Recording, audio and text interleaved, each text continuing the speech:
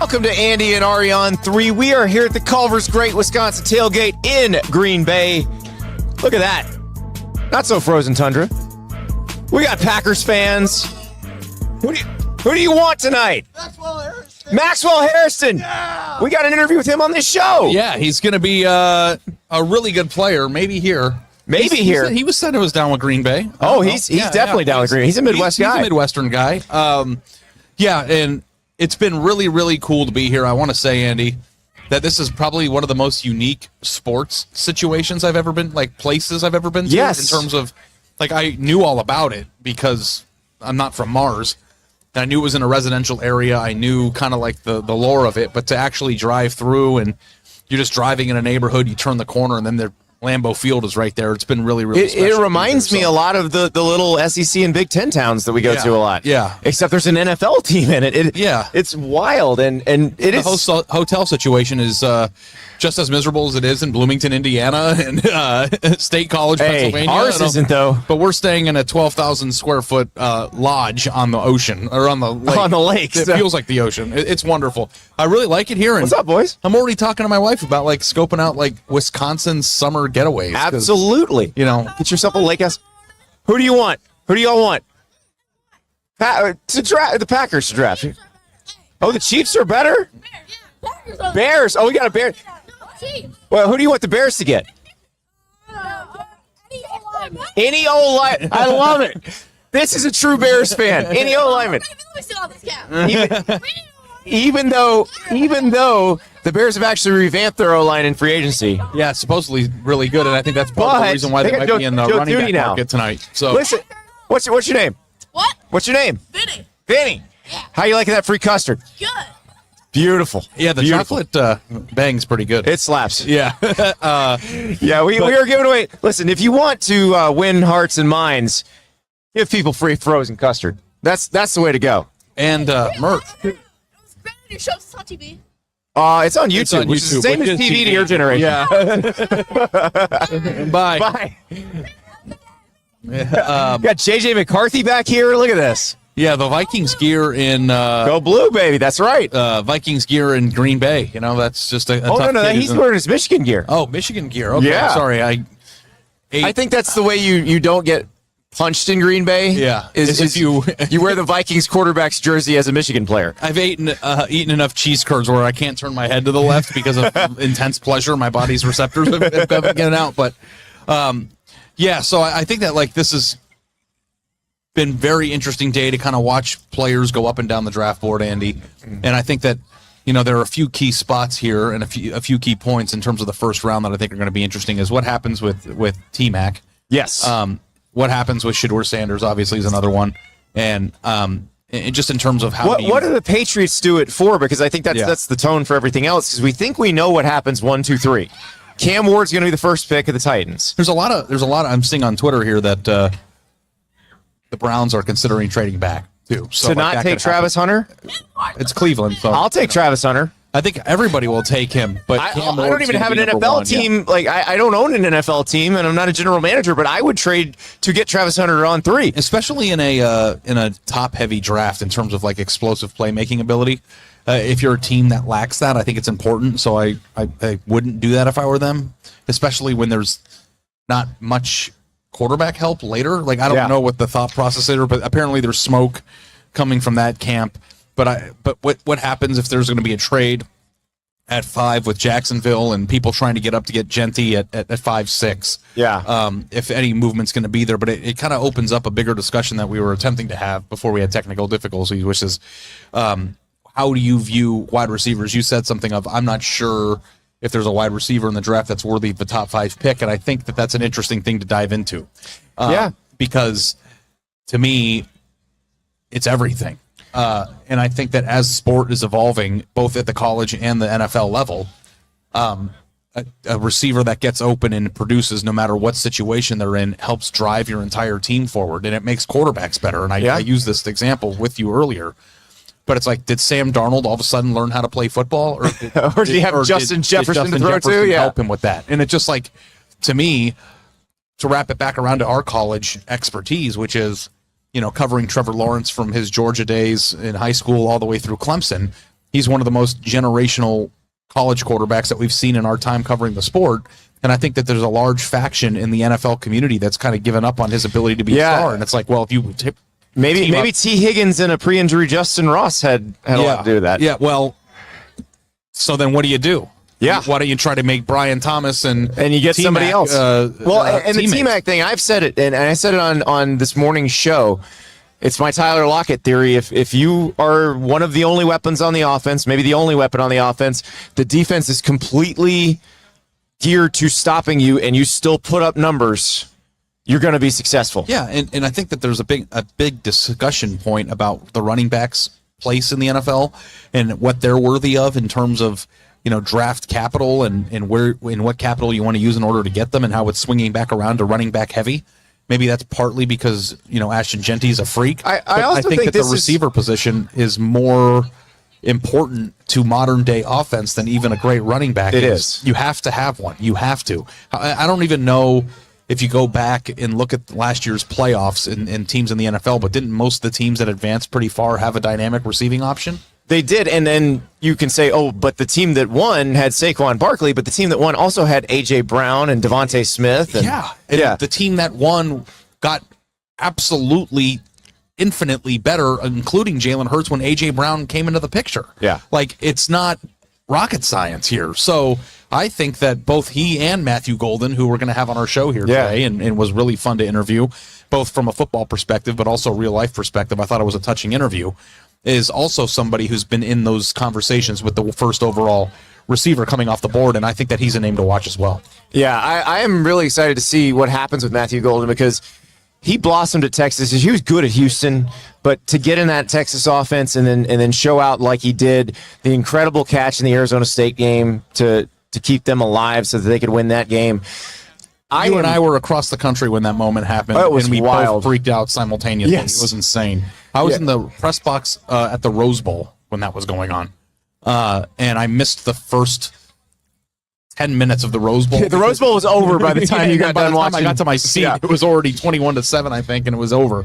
But wow, what a play that was! But also, too, a special pre-snap check from Quinn Ewers, who's another person that is an interesting dynamic. Well, we can probably talk about Quinn tomorrow because he ain't going tonight. It ain't going to happen tonight. But yeah, the receiver thing is so fascinating to me, though. Well, and Matthew Golden, there is a chance he could be the first receiver taken. He's lightning fast. He gets open. So it's possible he's wide receiver one, unless Travis Hunter is a wide receiver, which that's really up to the team that takes him, because he's going before all of these guys. We just don't know if he's going to be a corner or a receiver. Who's a person that turns a broken play or a play where things don't seem to be going the right way and turns it into a 25-yard gain because they're unstoppable? And there's so many different types of receivers. Like, we've been drooling over Xavier Restrepo for the entire draft process. Obviously, he ran that terrible 40 and said that he was injured. I think he's going to drop potentially. Oh, he's going to get picked on Saturday or not picked at all. But I still think he'll be good in the NFL. People will be shocked that he catches passes. But those types of players, too, don't command top 10, top 15, top 20 positioning, because it's all about trying to find the person who can most duplicate like something that Justin Jefferson does, which is everything downfield, big, strong, rangy, great ball skills. And I think T-Mac illustrates all those characteristics, and I think Matthew Golden also. Yeah, we'll find out. I'm very interested to see who goes first on the receiver, the full-time receiver, because Travis Hunter is his own animal at this point. So, and Travis Hunter too, for sure. Let's hear from Matthew Golden. We have several interviews for you today. So we have Matthew Golden from Texas. We have former Kentucky cornerback Maxwell Hairston, which that is an awesome interview as well. You're going to love him, guys. And Georgia edge rusher Mykel Williams, who part of a really deep edge class where there could be 5-6 edge guys in the first round tonight. Yeah, deepest position group, and he has. If you watch college football, you're watching the show, you watch it, you know why. Oh yeah, exactly. All right, but first we got to talk with Matthew Golden. This guy, I'm telling you right now, you're going to fall in love with him. You're going to want your team to draft him. Texas fans already know, but I think everybody else is going to say, you know what? I love this guy. Cannot wait to see what he does next. Here is Matthew Golden. We are here with Matthew Golden, Texas wide receiver. A few hours away from from a life-changing moment. And when you think of how far you've come to be here, I know you probably never imagined you'd be sitting on a couch in Green Bay, Wisconsin. But with us, nonetheless. Not with us. But when you think back to when you were a kid, could you have ever imagined this? Yeah, I always had that vision in myself when I was younger, man. You know, I always grew up watching football, watching the NFL draft. So to be in this position, man, you know, and what it took to get here, it's truly a blessing, and it's remarkable. You know, I can't explain the feelings right now. Yeah, I mean, when you think about the amount of work that goes in, people don't see all that. They see the highlight tape and the touchdowns on Saturdays, but to be here underneath that, one of the most iconic stadiums in the country, like, do you even believe that this is real right now? Like, I just, like, me and him are normies. That's what we call each other. You know, like, they're not normal people out there, but, like, we try to envision what it would be like to be you in this moment, and we can't. You can't even describe the feeling, man. That's how good it is, you know. It's just going back to thinking, like, how much work you put in to get here, you know, the adversity that I faced, man. It's crazy how everything played out, you know. And for me, you know, I always kept God first. You know, I always stayed committed to the process, and now I'm here. I've heard you talking about your childhood, and you said it was very tough. You and your mom struggled at times and had to stay in hotels, and at one point just staying in front of a Walmart. Yeah. What would you say to that kid right now? You know, definitely a humble kid. You know, somebody that been through a lot, you know, growing up, and for him to be in this position now, looking back, you know, everything was for a reason. You know, that's what I always tell myself. It kind of made me who I am today. You know, that's why I got a chip on my shoulder wherever I do go, man. It kind of keep me fueled to, you know, never not want to be in that position again.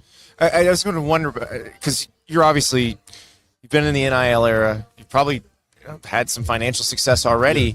You're about to have more, but does that feeling when you've lived through it ever go away? Yeah, it never goes away.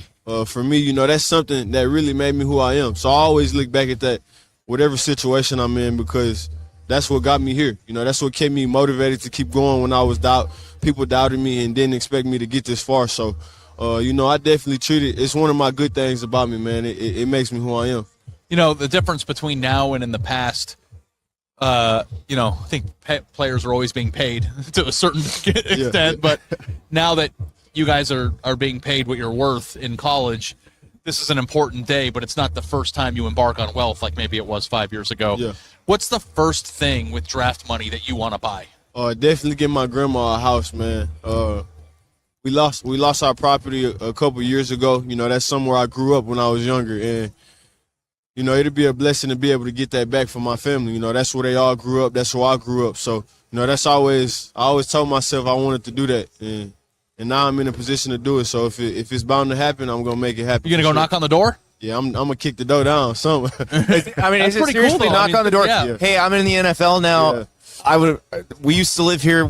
We'd like to buy it from you. Like, it's literally for sale right now. Oh wow! It's literally for sale right now. You know, I go back and look at it every time. I actually had a camp last week for some kids back at home, and I drive down that road. That's where I grew up at. So it's actually the back street of the high school that I went to. That my whole family lives on that back road, man. So, you know, a lot of people, you know, they started knocking stuff down, and for me, man, it's always been giving back to my people. So, you know, to be able to do that, man, that'd be the biggest purchase for me.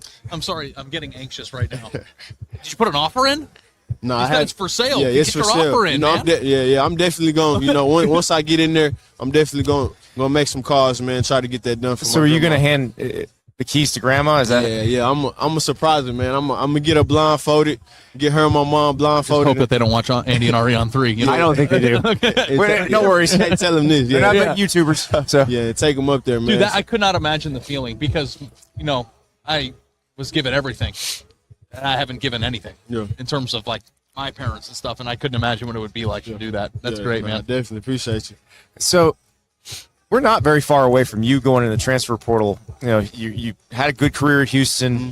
There's a coaching change there. You decide you want to see something different. When you entered the portal, was this a day that you had in mind, like thinking about being a first-round pick, or was it just like, where do I find where I can improve? I had this vision my freshman year. Okay. I had this I just got off the the phone with my position coach at Houston earlier today, and we was just talking about what my expectations were coming in. I told him I wanted to be 3 and done.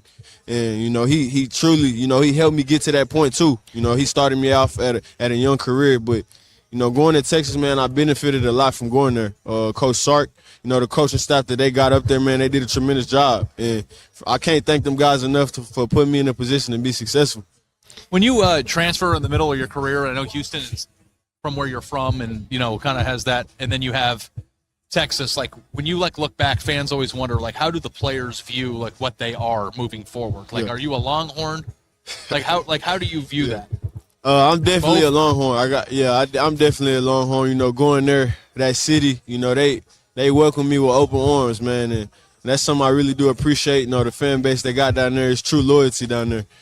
And for Houston, man, that's home. You know, that's home for me. So I'm kind of 50-50, man. I can't really pick in between. So I feel like when you leave after a coaching change, it's not the same thing. It's not the same. It's not like turning your back on a school. Like everything you got recruited to is different at that point. So, but when you went into the portal, how quick did everybody get on you? What was that like? I definitely had a lot of phone calls, but Texas was the first school that reached out to me, and we actually played them early on that year, and I went for 2 touchdowns on them, about 100+ yards.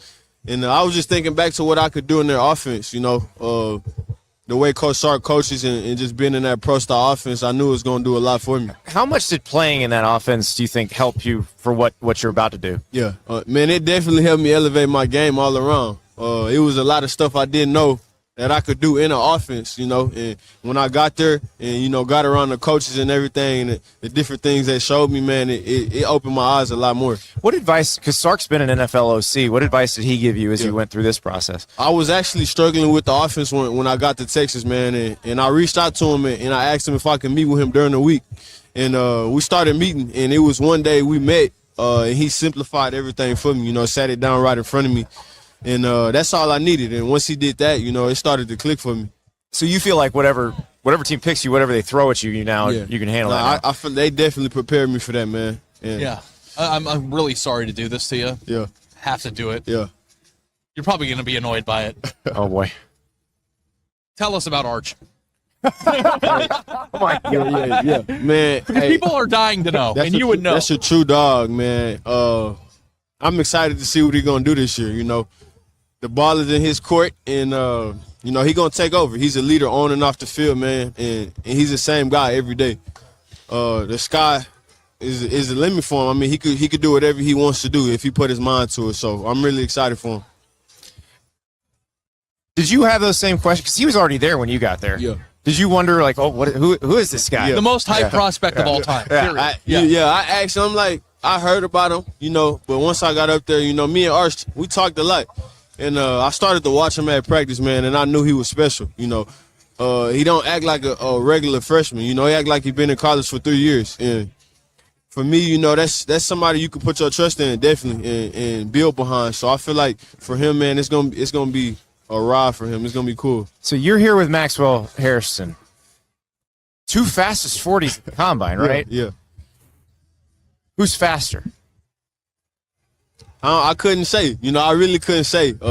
We both pretty fast, so I guess we'll just have to line up and see who wins. Well, y'all played this year too, so yeah. How'd that go? Yeah, it was a good matchup for sure. You know, going against a great DB and, Who won? And a good receiver. Who won the matchup? I'm gonna say I won. I got to. Well, I think we know who won the game. So Who won the game? That's different. That's not. I can read the score as well as anybody. I'm wondering, you know, as we're in the last few hours heading into this event, we're obsessed with mock drafts and reading what people. Do you read that yourself? Of like, where do people think I'm going to go? Do you look at your like betting total of like positioning, like where, like how aware are you of like what people are saying? And yeah, you know, I don't pay attention to it, man. You know, it's a lot of people that's not in the facilities. They don't know what's going on, man. So for me to pay attention to somebody that's not in there, it's not doing me no good. You know. So you have no idea like where you could end up today? Nah, I don't. You don't have.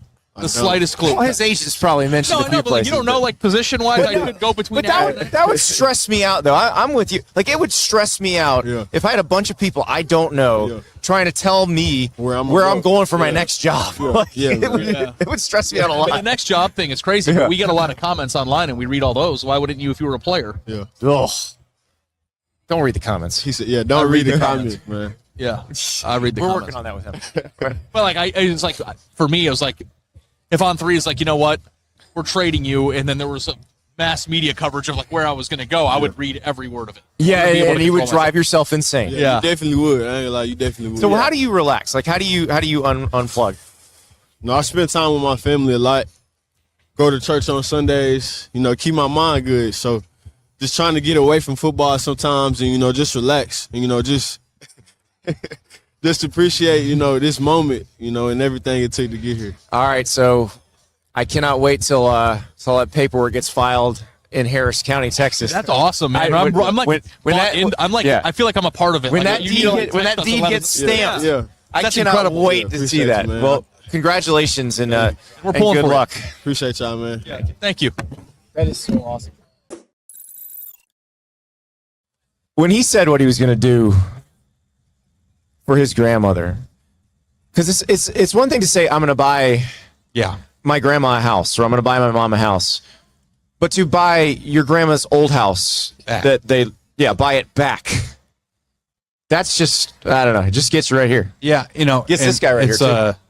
One of those deals of like, I'm going to go buy a brand new 5,000 square foot home in a building. This is the family reclaiming home. family territory that was lost. And we don't know why it was lost, but it was lost. And the relatives all live on the same road. That's why I told Matthew when we got done my mom's family from Selma, Alabama, similar situation where everybody lived 3-4 houses in a row on the same road. And if one of those got lost, it would be awful. Yeah, and I don't know. That's like a Southern thing, right, Andy? A lot of families like buy properties near each other. Yeah, I don't know. It's really cool because people are just walking back and forth between the houses, and but I just thought that was so cool because everybody's like, oh, I'm going to buy mom a house, buy grandma a house, which I think that's amazing when you do that anyway. But to do it this way is just so cool, and for it to be the goal that you have, and to have already gotten to the point where you've accomplished that's got to be something. So totally rooting for him, and it's like so funny. You watch these guys on, Twitter clips and breakdowns and NFL Network, and you watch their route running ability and all this stuff, and then you actually talk to the humans. Yeah, because like you separate it. When you watch T-Mac as a player, you watch Golden as a player, you look at him as a player, but then when you sit down and hear him as a human, like your perspective on the person. And Matthew Golden has talked about this. So he had a tough upbringing where there were times when he and his mom didn't have a place to go, and so this means an awful lot. So I think it's so cool. Now we have another cool interview, though, because there's a guy who covered Matthew Golden this past season in a game and was the other fastest 40 time at the Combine. And that's Maxwell Hairston from Kentucky. And these guys, they're dogs. They're dogs. And they don't get in this position without being that way. But Maxwell Hairston, really interesting discussing his college career and how he planned it out before he went to Kentucky. And I think a lot of people are going to fall in love with it because there's a large portion of the college football community that's becoming disenamored with the way that people are driven. And I think that was highlighted in the last 2 weeks with our number one topic. Yes. But to find somebody who kind of approached it in the, I hate to say it because it's not that, but the old school way. Yeah. In the way that makes people feel connected to that person. But the thing is he didn't miss out on NIL. Like he still made NIL money and all that. He just did it in the more traditional way because that is the way he thought he could be the most successful. And I always knew that, like, as you get older, you might be like, oh, back in my day, or this is the way it used to be done. And I hate being that person that tells the next generation what they're doing wrong. But I think in football specifically, and this isn't a Nico jab or anything because it doesn't apply to him, but I think that the number one thing that we're seeing missing in younger players that are going through the process in high school and freshman year is the lack of patience in the Rich Rod said the word, and I don't want to be. I'm not trying to be like old guy thinks young people are entitled. Ari's yelling at clouds again. Yeah, but well, there are a few up here. But like the entitlement factor is one thing, but I think the entitlement factor breeds into the more contagious thing and the more harmful thing, which is impatience. Yeah, and he went into it with a very patient attitude. It wasn't that long ago which most 17, 18-year-olds don't have. The plan wasn't always get paid immediately before you get to college, play immediately, and then go pro in 3 years and then get paid. And then go to another school if I don't play immediately. Yeah. Totally acceptable, reasonable, and normal for a 5-star prospect to go to a place, know it's going to take 2 years to play, and then be awesome in year 3. Like, it's like now if you're not awesome immediately, you feel like you stink and you've got to go to a place that will address you as a person. Like there are 5 or 7 5-star prospects from the 2024 class that come to my head immediately of like, you weren't even at your school long enough to know whether you're good before you're leaving. Yeah. And it's just a shame because I do think that in some cases people leave and they go to new places and they're better off for it. But I think at times people leave too early, go to a new place and are worse off for it. And it's a case-by-case basis, the way that every kid's different. But there is something to be said about patience and understanding that there's a plan and that not everything in life is immediate. Exactly. And Maxwell Hairston had that figured out way earlier than most of us do. Here is Maxwell Hairston. All right, we're here with Maxwell Hairston. So Mad Max. Okay, let's be Kentucky cornerback, soon to be somebody else's cornerback. Ari asked this question of one of the guys at the Senior Bowl. I don't know, who was it? Mason Taylor? It was everybody because it was unoriginal. It was. I had never thought of it this way before, though. So I have to ask you this: like in a couple hours, somebody's going to tell you where you're going to live. How weird is that? And honestly, that's why I'm so anxious because it's like, where am I going? Like, it's like, where the family gonna fly out to every week? Like, you know, where I'm gonna live? Where I'm gonna bring my dog? So it's like, man, I'm excited, but I'm so anxious. What kind of dog you got? I got a Frenchie. Frenchie? Yeah. Oh my God. What's his name? His name Blue. Blue. His name Blue. Okay. He has the most, so much personality. That's why I love the Frenchies. Like, he's literally like a bad child. I mean, I just like the thing about that, though, that's so interesting is like you could be here, Yeah. which is like kind of in the middle of nowhere, Wisconsin, but also the most charming city I've ever been in my entire life. Or you could be like in LA, or a beach. Nice. Is it going to be cold? Is it going to be warm? Is it going to be Yeah. near the water? Is real estate going to be expensive? Is it going to be cheap? Like, I don't know. Like, these are all things that I'd be concerned with. Yeah, it is. That all comes into play for sure. And I don't know if you have a girlfriend, but she's got to like where you're going to. I don't know if that maybe not. Maybe you're lucky and you don't. Happy, it's a lot goes into it, but I'm just so excited to figure out. I want to get to planning all that stuff. Yeah. Like, what are we doing? So and here you've got I know people around here think the Packers may be going corner. So is it a little weird thinking maybe? Hey, I've never seen this in person, but man, this is a humongous field. So I would not be mad at that. Well, and you've played in the SEC, Yeah. so you've been to Neyland Stadium, you've been to the Swamp, you've been all these Texas places. this year. Yeah. That was crazy. Yeah. Oh yeah. I have to say, Neyland on Halloween, we played at Tennessee. I think 3 years ago now. They wore all black. Insane. I Yeah. mean, they had the flashlight right on the middle when doing the coin toss.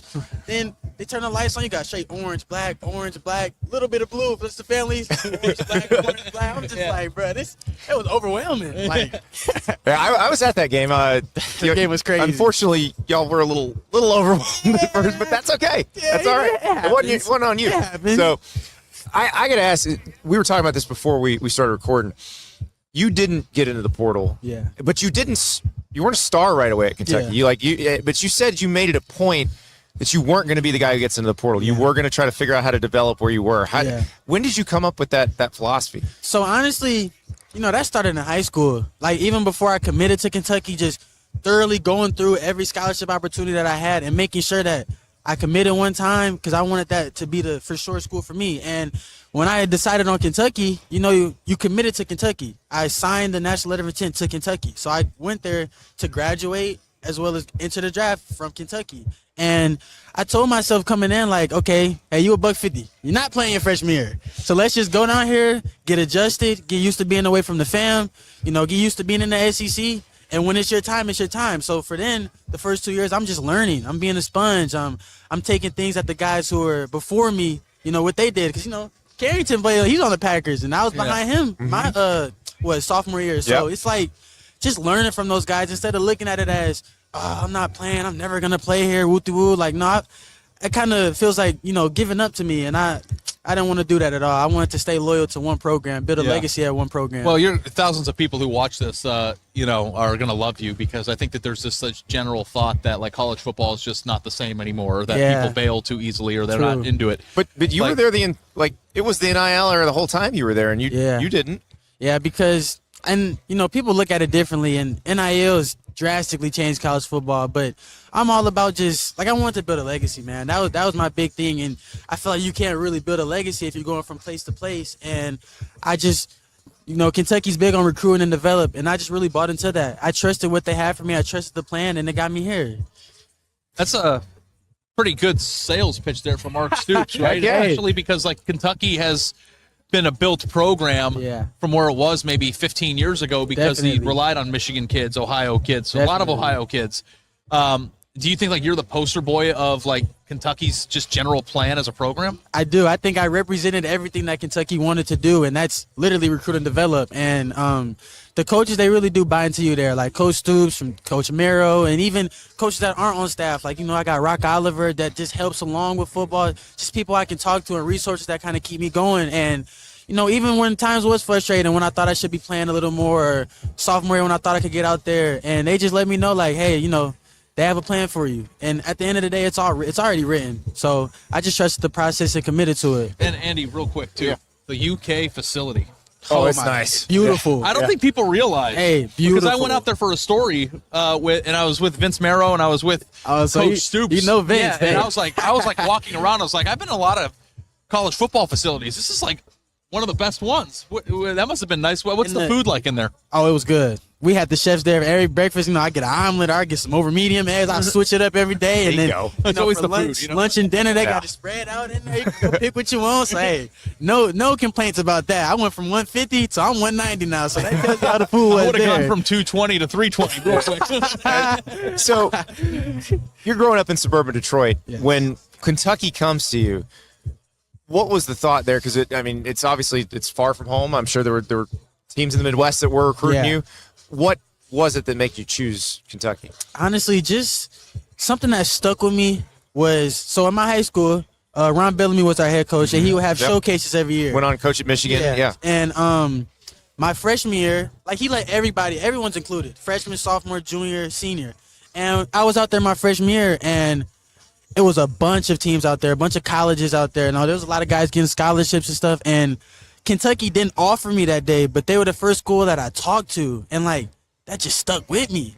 And once, the Michigan teams didn't do their job, and Kentucky, they was consistent from the start to the end, and I just felt like family. And I was getting recruited during COVID, so I couldn't even visit. Oh, so wow. So you're going sight unseen. Yeah, so wow. I'm FaceTiming with Coach Stoops, Coach White, and we just built a strong connection. I'm talking to my dad, because my dad was my agent before my agent, so he helped make that decision as well. And he just I feel like this is home for you. I felt a genuine relationship with them even before I arrived on campus. How was your dad the agent? That's a hot topic. We've been talking a lot about dads as agents the last couple weeks. So before I had Ed Berry, which is that man. Oh, Ed Berry is that guy works for CAA. Yeah, one of the best agents in the business. So, definitely. So I'm blessed to have Ed now. But before I even got to college, it was my pops. I'm going to Dad, what you think about this? Dad, you think I fit their scheme? Dad, is there too many corners on the roster? What you think? And man, he was just I go to my dad for everything. He's just been a help. I'm guessing by the way your career worked out, he went about it a different way. But your dad didn't, because this is what I worry about with my own kids. I think they're perfect. I think they're amazing. But it sounds like your dad could take a pretty realistic view of who you were and what you were as a player. Sure. How important was that? It's so important, because my dad, he's gonna be honest with me, whether that's bad or whether it's stuff I want to hear or don't want to hear. He's gonna keep it real. And I, as I grow up, I just learn to appreciate that more and more. And because you can't sugarcoat certain stuff, because then you're setting me up to expect a handout or something from everybody else that I meet, and that's just not how the world works. So him keeping it real from the start, that just really drove me to have this mindset that I have now, to just put my head down and work.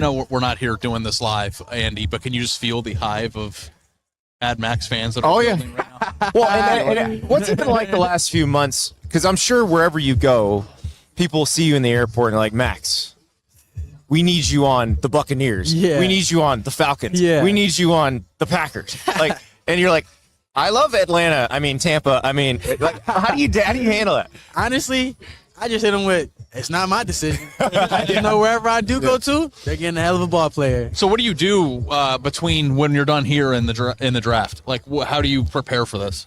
Get swaggy. You know, that's my big thing. I get to throw the suit on, Yeah. put the jewelry on. So that's what I'm looking forward to. We've seen these shoes. We've got footage of the shoes. So you signed your Adidas deal yesterday. Yesterday. What's that like, signing a shoe deal? Man, that's another dream come true. Like, that was something I always wanted to do growing up. Sign with a shoe deal. Like, be the face of a shoe company. Like, that's just crazy. And to be able to receive offers from all the, like, big 3 brands was just, man, it was a blessing. So we're going to get some, like, Mad Max Ultra Boosts that coming? That can be in the near future. So we're wearing cow print Adidas, right? I don't know if we could see them on camera. Oh, I got B-roll. I got B-roll. Don't you worry. So did you throw the cap? Like, when did you get those? And did you do it because we're in Wisconsin? So I actually got to. So I met up with like Adidas and like my guy Matthew. That's like my guy. So wait, you have a guy at Adidas? Yeah, I got my guy. Okay. And he showed me these, and I was like, "Yep, I'm a size 11. I need those ASAP." So I knew when I pulled up to the factory to kind of shoot some content and stuff, I was like, "Yep, Matthew, where my shoes at?"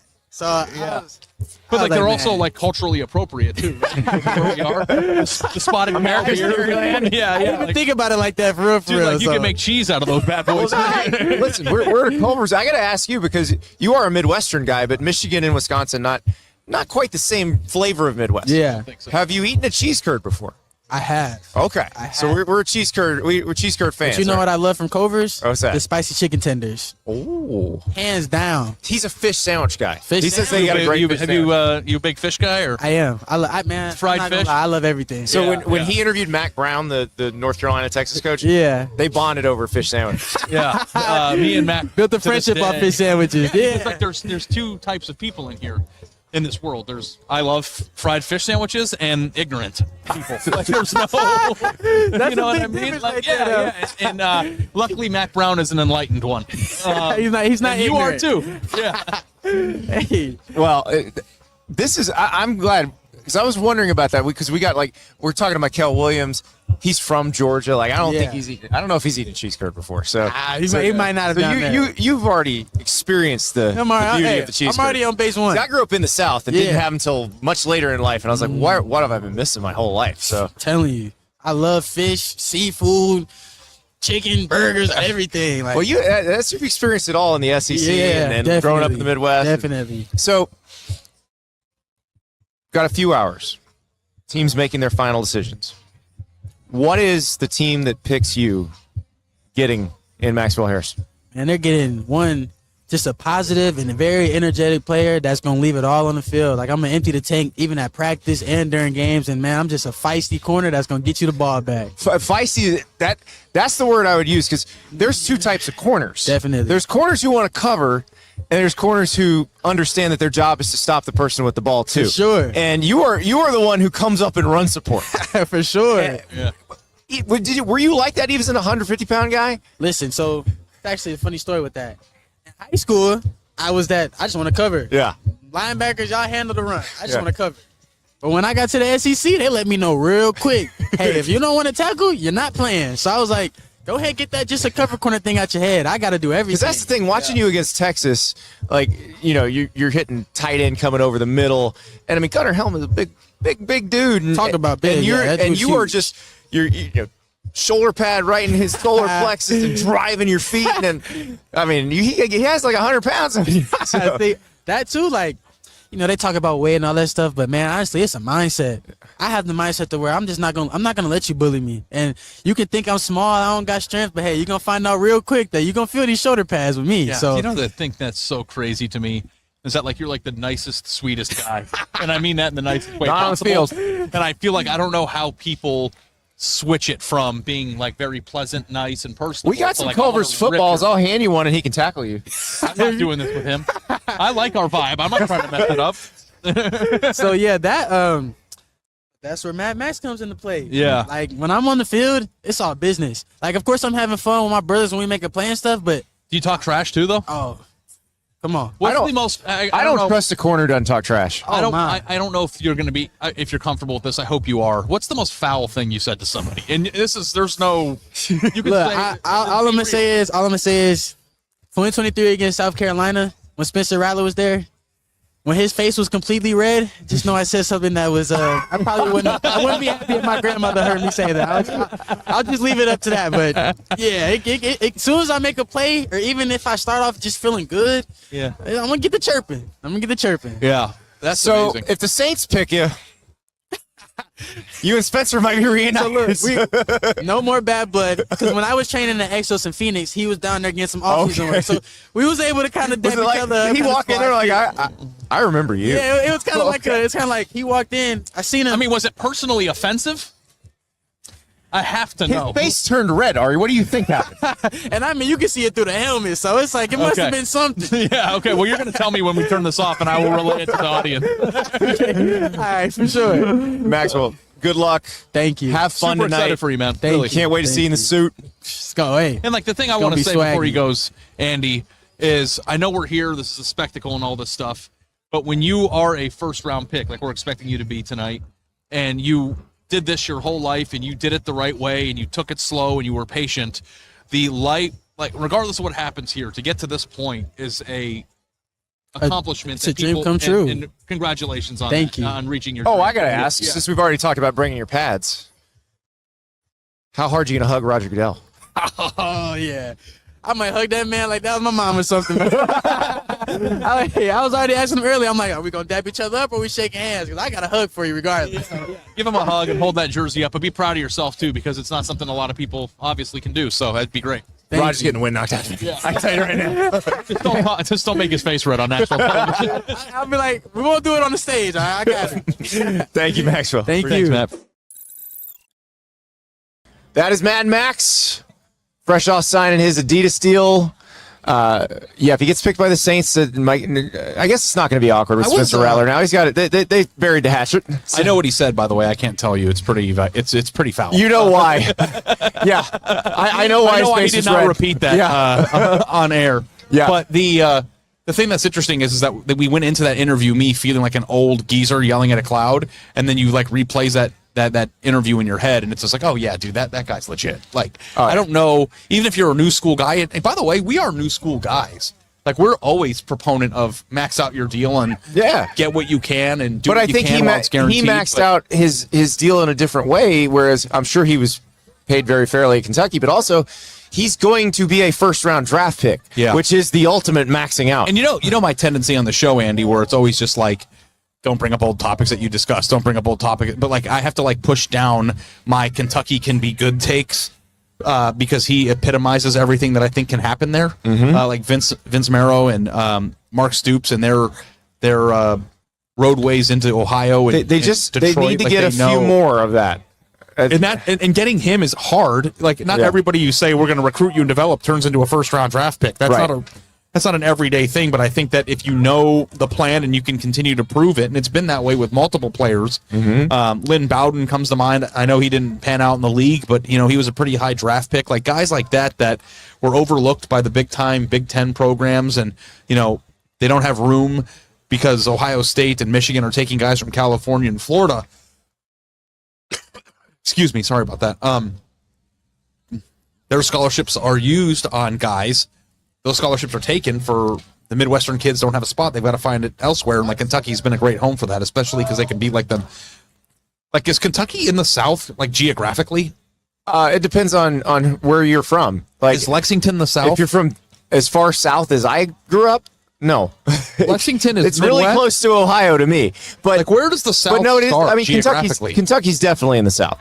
Very much in the southern footprint. Okay, but if you can drive to Lexington from Ohio, and people don't understand how close Cincinnati is to Lexington, how close Columbus is to Lexington. Like, it is a very easy Cleveland drive. is an hour and a half north of that. Like, Yeah. if you can get like Lake Erie kids to feel like you're a local team when they didn't get the offers, like, because even he said in the interview that Michigan and Michigan State. Well, even didn't do their Detroit job. to Lexington is not that bad. No, I know So- anything that you can wake up at 6 a.m. and be there by noon is a doable thing. Yeah. So you saw exactly what they hope to have. Now, they probably need a little bit more of that. Now, a school that does keep getting guys like that, lots of guys like that, they have a couple national titles in the last few years to show for it, is Georgia.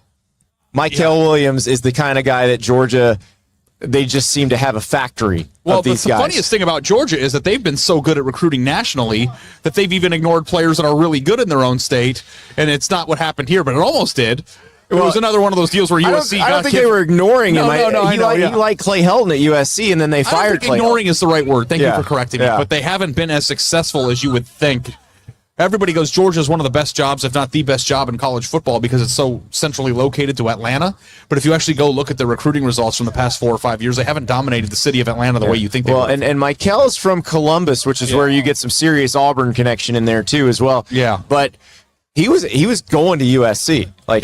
He was lock, stock, and barrel going to USC. Other Georgia prospects in the time since. And then but in his case, they fired Clay Helton. He's like, nah, I'm going to reopen this thing. Yeah. And he winds up at Georgia and just in line as one of those great Georgia edge rushers that is a freak of nature.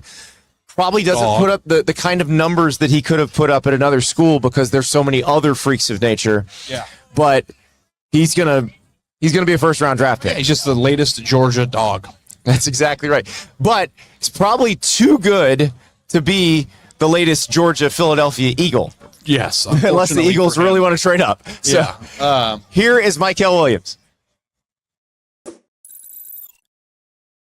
Joined now by Mykel Williams, edge from Georgia. What is this like knowing you are hours away from a crazy phone call? Man, I'm just excited to be this close to it and to get the call and just to feel the emotions that's gonna go through my body. After I get the call and to be celebrating with my family, so I'm just excited and blessed to be in this position right now. So do you have to make sure that you're just in a good place with good service? That's what you would freak out about because I feel like with me, I would be like, I just make sure the call. What if the call doesn't come? I couldn't really hear you.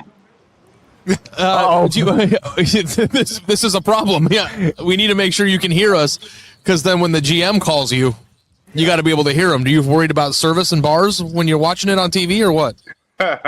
Nah, hopefully, man. Hopefully not. I got 2 phone numbers that I gave him, so if one of them don't work, hopefully the other one will. He's got 2 phones. This is smart. I never even thought about that. Yeah, you have one from one company and one from another company just to make sure. Because it's a GM call.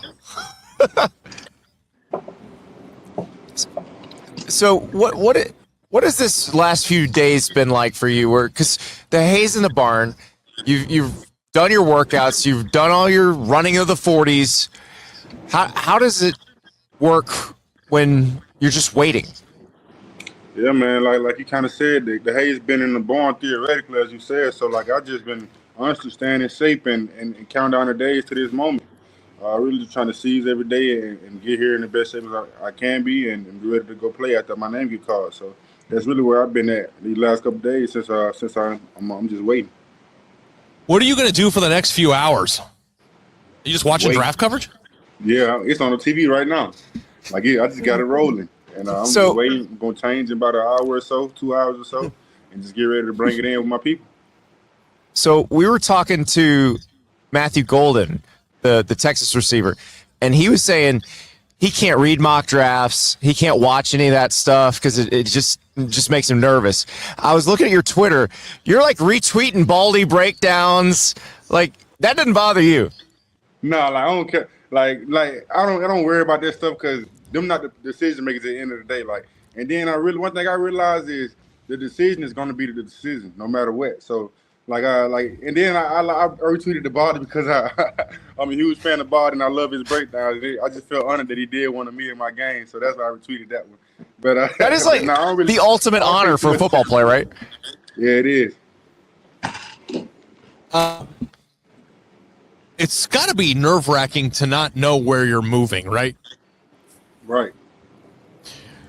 Well, it's crazy to me. It's is it going to be mountains? Is it going to be ocean? Is it going to be cow country like we are right now? Or is it going to be the South? Yeah, what kind of guy are you? In what way? What city do you think would be great to live in? I feel like every city had their pluses and their minuses, but I prefer to stay somewhere in the southeastern region or something. But if that's not the case, it's just not the case. Like I'm not tripping or anything. It's just not what I prefer.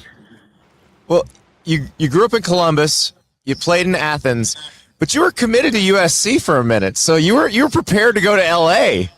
That's what I'm saying. See, I can't go and adapt to a new surrounding like LA. And I thought I was actually going out there for the longest until they fired my coaches that I was committed to. So I'm not really too caught up on the city. It's just like I'm just ready to find out where. You strike me as somebody who would thrive in an ocean community, don't you? I think Mykel would thrive in any community that has quarterbacks that need to be sacked. Yes, sir. Wherever God put me on this earth, man, that's where I deserve to be. What do you think the best part of your game is, and what do you bring to whoever picks you? Best part of my game, I feel like the best part of my game is probably my run stopping ability, and then I say the energy that I play with, and then I say those two things first thing come to mind. It's interesting because guys who play your position a lot of time, they're worried about sacks, they're worried about numbers. You set an edge better than just about anybody in this draft. How much pride do you take in that, and how much work did it take to get to this point? Yeah, it took a lot of work. I take a lot of pride in it. This is something I've been working on since I really started playing football, since I started playing the position, really. And then that's what it is, really, just pride in my performance, pride in my craft, and that's why I go out there and I kind of play with the edge that I do. I feel like it would be a very nerve-wracking day, obviously, for the joking that we were doing about what city you're going to, where your next job is going to be, how are you going to adapt to the NFL. But how do you think playing at Georgia and seeing so many players go through that program and not only get drafted but thrive in the NFL, like, does that ease your mind in terms of like your preparation to take that next step? I definitely feel like I'm prepared. I definitely feel like Georgia prepared me the right way. They kind of put us in every situation that they could to kind of prepare us in the right way and show us what it would be like at the next level. Then I also got guys that I'm closer with, that I got relationships with, just in the next level right now, that reach back and tell me advice and tell me things to watch out for and things that I should do and stay away from, stuff like that. We saw Smile Munden at the Senior Bowl, and we were joking with him. We're like, have you started looking for apartments in Philadelphia? Because they just take Georgia players. But, like, they won the Super Bowl. They ain't getting you. So do you tell, like, Jalen Carter and those guys, like, sorry, I'm not going to get to see you? Nah, man. Nah, they kind of know what they sell. So it's just mutual. What is something about the draft process that people like me and Andy or the people watching the show might not know? What did you go through that you didn't anticipate? It's long. Yeah, I did not know how long the process was and like how intrinsic it was, like and how much you actually had to do. Like it's not a bad thing, but I made it through it. But I didn't realize how much went into it. I was interested. I was listening to one of your interviews. I think it was at Pro Day at Georgia. And then you had another workout because you said you'd been doing a lot of straight ahead speed work and you were going to come back and do another on-field workout because you were going to do some more lateral workouts before that. Like, did you ever imagine when you were in high school that you'd have straight ahead workouts and lateral workouts and that's how they're going to decide where they pick you? Right. No, sir, I didn't. But they just the state we in right now, and it's the times we in, so I just got to roll with the punches. When you're going through all the workouts about like how good you work out, like does it like annoy you to know that the tape should speak to itself and that you're just a good football player and they shouldn't pay too much attention to this? Like, you know, like we all have things that we have to do in our jobs that we don't want to do or we think are stupid. Like as a player who's prepping for the NFL draft, do you like in the back of your head go like, what's the point of this? Great question. Nah. I mean, because it definitely has its purposes, but there's definitely moments, and there's definitely moments where you feel like that, and there's definitely times where you be like, why don't we just go refer to the tape or go look at what we've done on the football field versus looking at how fast a guy can run 40 yards or how fast a guy can touch this line and that line. But, you know, the decision makers, they know and they watch the tape and they know who's a good football player. So I just leave it up to them. This is looked at as a really deep edge class, and there could be a bunch of you guys going in the first round tonight. Are you kind of competitive with each other? Like, is it important to be the first one or the next one? Or Yeah, yeah, it is for sure. Like, that's definitely a goal to be, if not the top guy, one of the top guys that comes from my position. But I necessarily don't put too much thought